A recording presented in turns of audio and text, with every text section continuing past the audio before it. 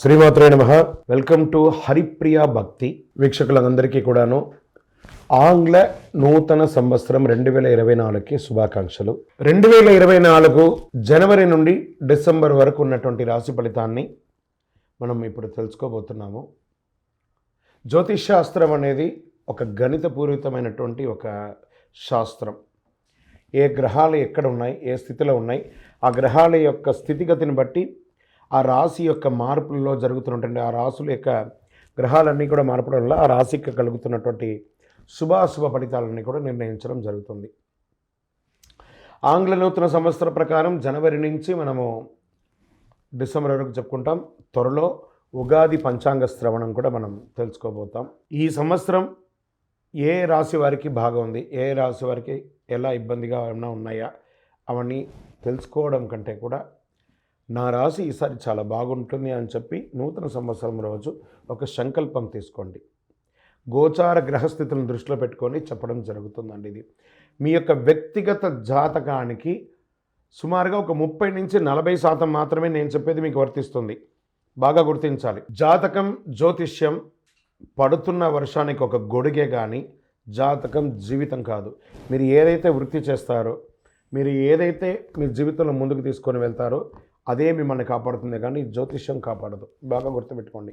జ్యోతిష్యం ఒక refresh button లాగా మాత్రమే. కంప్యూటర్లో రైట్ క్లిక్ చేస్తే ఎలా రిఫ్రెష్ ఉంటుందో అలా రిఫ్రెష్ చేయడానికి కోసం మాత్రం ఉన్న ఒక చిన్న పరిక్రమ మాత్రమే ఇది. అందుకని జ్యోతిష్యం జీవితం కాదు. మళ్ళీ ప్రతి ఒక్కళ్ళు కూడాను మీ యొక్క సంపూర్ణ జాతకం తెలుసుకోవడానికి కోసం మీ పరిసర ప్రాంతాల్లో ఉన్నటువంటి సద్గురువుల్ని సంప్రదించండి, జ్యోతిషాస్త్ర నిపుణుల్ని సంప్రదించండి. వారిని గౌరవిస్తూ వారి ద్వారా తెలుసుకోండి. లేదా మా ఛానల్ ద్వారా మీరు తెలుసుకోవాలి అని అనుకుంటే ఈ కింద ఉన్నటువంటి మా నంబర్కి వాట్సప్ మాత్రమే చేయాలి. బాగా చెప్తున్నాను, కాల్ చేస్తే లేపమండి. వాట్సప్ మాత్రమే చేయాలి. వాట్సప్ చేసిన తర్వాత మేము రిప్లై ఇచ్చిన తర్వాత అప్పుడు కాల్ చేయొచ్చండి. మేము రిప్లై ఇవ్వకుండా మీరు కాల్ చేస్తే కాల్ లేపబడదు. మళ్ళీ చెప్తున్నాను, 20 సంవత్సరాల లోపు 21 సంవత్సరాల లోపు ఉన్నవాళ్ళు ఖచ్చితంగా విద్యార్థులు అడగకూడదు. విద్యార్థులు చదువుకొని పైకి రావాలి అంతే. విద్యార్థులు 21 సంవత్సరాల లోపు ఎవరు అడిగినా ఖచ్చితంగా వాళ్ళకి జాతకం చెప్పబడదు.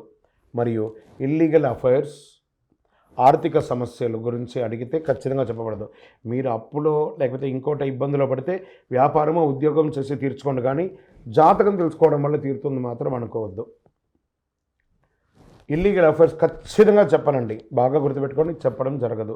తర్వాత పెద్దవాళ్ళైనటువంటి 60 సంవత్సరాల పైచిలకు వాళ్ళు, మీరు 60 తెలుగు సంవత్సరాలని పూర్తి చేస్తుంటారు కాబట్టి మీరు పెద్దవాళ్ళు, మీకు అన్ని రకాలుగా అన్ని జీవితంలో అన్నీ అనుభవించుంటారు కాబట్టి మీరు తెలుసుకోవాల్సిన అవసరం లేదు. దీన్ని సహృదయంతో స్వీకరించగలరు. శరణమయ్యప్ప. ఇంకొక విషయం ఏమంటే, గత నవంబర్, డిసెంబర్, ఈ జనవరి 15 వరకు ఈ అయ్యప్ప దీక్షలో ఉండడం వల్ల ఎవరైనా మమ్మల్ని సంప్రదించుంటే మీకు సమయానికి రిప్లై ఇవ్వకుండా పోయి ఉండొచ్చు. జనవరి 15 తర్వాత తప్పకుండా నేను మీకు అందరికీ అందుబాటులో ఉంటాను. అప్పటి వరకు వాట్సాప్లో మెసేజ్ పెట్టండి. అవకాశం ఉన్నప్పుడు నేను మీకు తప్పకుండా చూస్తాను. ఇప్పుడు ఈ ఆంగ్ల నూతన సంవత్సరం 12 రాసులకి ఎలా ఉంది?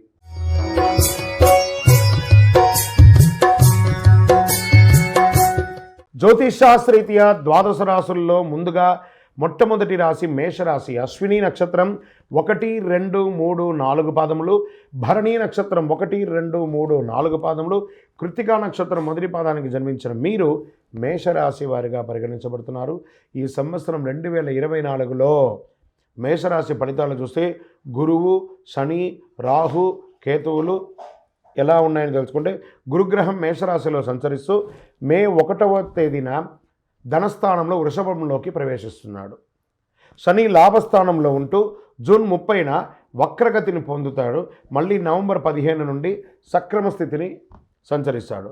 12వ స్థానంలో రాహువు, 6వ స్థానంలో కేతువు సంచారం జరుగుతుంది.